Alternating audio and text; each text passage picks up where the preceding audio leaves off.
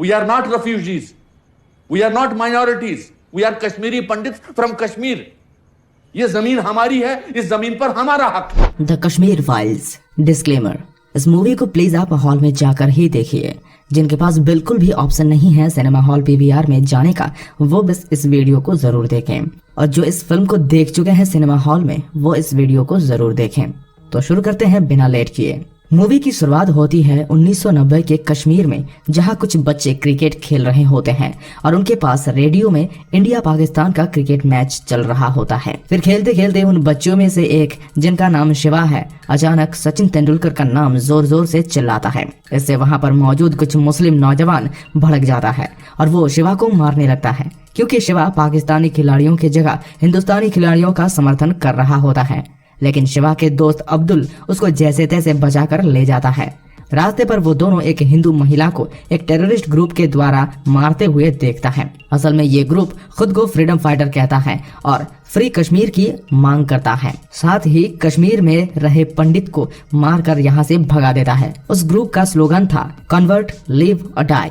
इस ग्रुप का आतंक पूरे कश्मीर में छाया हुआ था। शिवा और अब्दुल रास्ते पर ऐसे कुछ घटनाओं को देखता रहता है और अपनी जान बचाकर वहाँ से गली से भागता रहता है। इधर शिवा के घर में उसके मम्मी पापा शिवा के लिए बहुत चिंतित होता है। शिवा के पापा अपने पिताजी को कॉल करता है, जो ऑडिशन रूम में होता है। शिवा के दादाजी यानी पुष्करनाथ पंडित इस थिएटर ग्रुप के लीडर थे, जो खुद एक पंडित थे और कश्मीर को जान से ज्यादा प्यार भी करते थे। थिएटर के ये लोग आने वाले महाशिवरात्रि के लिए रिहर्सल किया करते हैं। लेकिन अपने बेटे के फोन पाकर पुष्करनाथ अपने पोते की तलाश के लिए तुरंत वहाँ से निकल पड़ता है। रास्ते में वो शिवा और अब्दुल को अपने स्कूटर पर बिठाकर घर की तरफ निकलता है। लेकिन कश्मीर का हालत तब बहुत भयंकर हो गया था। उनके सामने ही एक आर्मी की जीप को आतंकियों ने बम से उड़ा दिया। लेकिन पुष्कर अपने पोते के साथ किसी तरह से उनसे बचकर घर वापस जाने की कोशिश कर रहा है। रास्ते पर उस टेररिस्ट ग्रुप का लीडर लोगों को उस्काने वाला भाषण दे रहा होता है। आतंकियों का ये ग्रुप बच्चों का भी ब्रेन वॉश कर देता है। पुष्कर उस भाषण सभा के पास से ही जैसे तैसे करके गुजरता है। फिर बिट्टा कराटे अपने आदमियों को लेकर पुष्कर के घर उसके बेटे को मारने आ जाता है। यहाँ पता चलता है कि पुष्कर का बेटा यानी शिवा के पापा एक ड्रम में छिपा हुआ है। लेकिन बाहर उनके ही पड़ोसी यानी अब्दुल के अब्बा बिट्टा को बता देता है कि वो ड्रम में छिपा हुआ है। बिट्टा अंदर जाते ही उस ड्रम को बाहर से फायर करता है और गोलियों से भून देता है, जिससे शिवा के पिताजी मर जाते हैं। ऐसे मौके पर पुष्कर भी वहां पहुंचता है और ये सब कुछ देखकर वो काफी टूट पड़ता है। फिर शिवा के माँ को बिट्टा शिवा के ही पापा के खून से लिपटी चावल खिलाने के लिए जबरदस्ती करता है, क्योंकि वो कहते हैं ऐसे करने पर वो लोग शिवा के छोटा भाई कृष्णा और उसकी मम्मी को छोड़ देगा। यहीं से सीन कट होकर प्रेजेंट डे पर आ जाता है, जहां पर एक ex IAS officer Brahma Datta को दिखाया गया है। वो और उनके 3 दोस्त पुष्कर के छोटे पोते कृष्णा की इंतजार में बैठे हुए हैं। पुष्कर का डेथ हो चुका है और कृष्णा उनके अस्थियों को लेकर दिल्ली से कश्मीर ब्रह्मा दत्त के घर आने वाला था। इससे पता चलता है कि ब्रह्मा दत्त और बाकी 3 साथी, जिसमें एक डॉक्टर, एक जर्नलिस्ट और एक पुलिस DIG, जो पुष्कर के काफी करीबी दोस्त थे, और उनके डेथ के खबर सुनते ही सभी ब्रह्मा दत्त के घर कृष्णा से मिलने के लिए आए हुए थे। कृष्णा फिर वहां अपने दादाजी के अस्थियों को लेकर पहुंच जाता है और उन सभी के साथ बातचीत भी करता है। कृष्णा को पता था कि उसके मम्मी पापा का मौत एक कार एक्सीडेंट में हुआ है। उसे असली सच के बारे में पता नहीं था। ये चारों भी उसे असली सच के बारे में बिल्कुल नहीं बताया था। फिर से सीन शिफ्ट होकर दिल्ली के JNU में चला जाता है, जहाँ पर एक कम्युनिस्ट ग्रुप के लीडर और उसी यूनिवर्सिटी के प्रोफेसर राधिका अपने कम्युनिस्ट ग्रुप के सामने कश्मीर को इंडिया से फ्री करने की मांग करती है और लेक्चर देती है। वो सबको मना रही थी कि इंडियन गवर्नमेंट जबरदस्ती कश्मीर को अपने देश के साथ जुड़ा हुआ रखा है। स्टूडेंट्स भी राधिका को सपोर्ट कर रहे होते हैं और उस ग्रुप में कृष्णा भी होता है। कृष्णा को असल में कश्मीर के 1990 में होने वाले घटना के बारे में पता नहीं था, इसलिए वो भी राधिका के भाषण में मैनिपुलेट हो जाता है और इस कम्युनिस्ट ग्रुप के साथ आर्टिकल 370 को फिर से लागू करने की मांग करता है। राधिका कृष्णा को बताती है 1990 में कोई भी गेनोसाइड जेनोसाइड नहीं हुआ था और किसी भी कश्मीरी पंडित को मारा नहीं गया था, वो लोग खुद ही भाग गए थे। कृष्णा बार बार ये बात सुनकर इसी को ही सच मानने लगा था। सीन फिर से फ्लैशबैक में चला जाता है, जहाँ पर पुष्कर अपने बेटे के सेफ्टी के लिए ब्रह्मादत्त के पास आया है। ब्रह्मादत्त उसे बताता है पीएम से भी वो इस बारे में बात किया है, लेकिन कश्मीर के सीएम और इंडिया के पीएम करीबी दोस्त थे, इसलिए पीएम इस मामले में कुछ भी नहीं कर सकते हैं। इससे उन लोगों के दोस्ती के ऊपर दरार आ सकता है। फिर भी ब्रह्मादत्त पुष्कर को हेल्प करने की सराहना देता है और अपने गाड़ी से पुष्कर को घर पहुंचा देता है। लेकिन रास्ते पर सब्जी खरीदने के लिए पुष्कर जैसे ही गाड़ी से उतरता है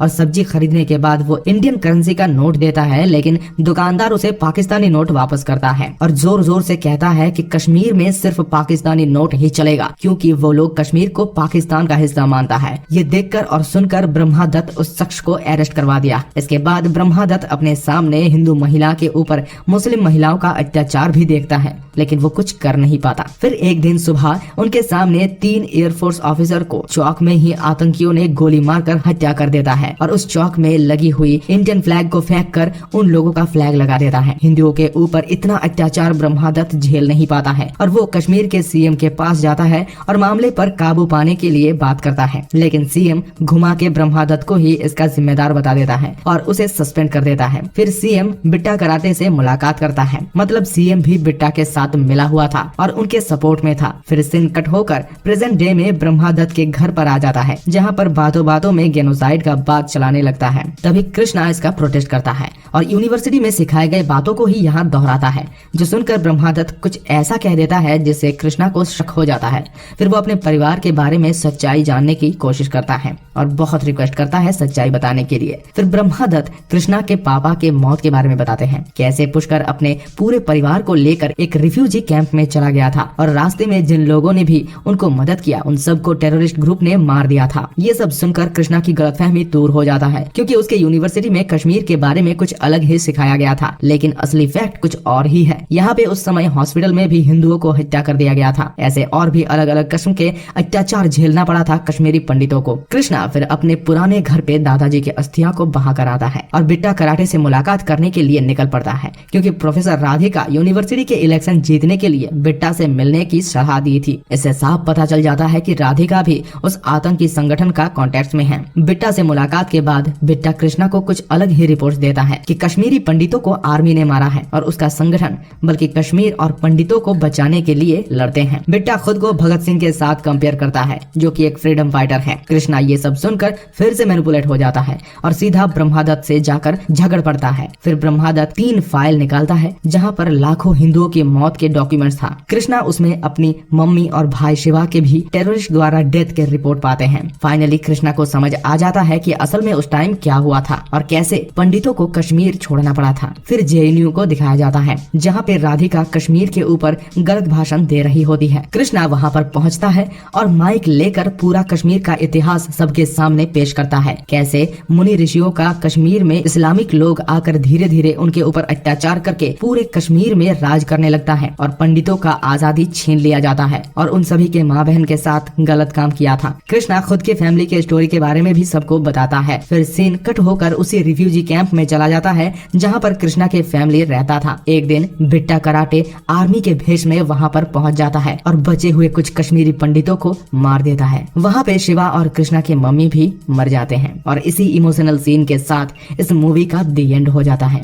ये एक्सप्लेनेशन सिर्फ उन्हीं लोगों के लिए था जो इस फिल्म को समय पर देख नहीं पाए या फिर सिनेमा हॉल में जाने का मौका नहीं मिला। अगर आपको ये एक्सप्लेनेशन अच्छा लगा है, अगर आप भी इस मूवी से कनेक्ट हो पाए हैं हमारे इस वीडियो के जरिए, तो हमारे इस वीडियो को जरूर लाइक कीजिए और कमेंट में अपना राय बताइए। साथ ही हमारे चैनल को सब्सक्राइब करना बिल्कुल भी ना भूलें।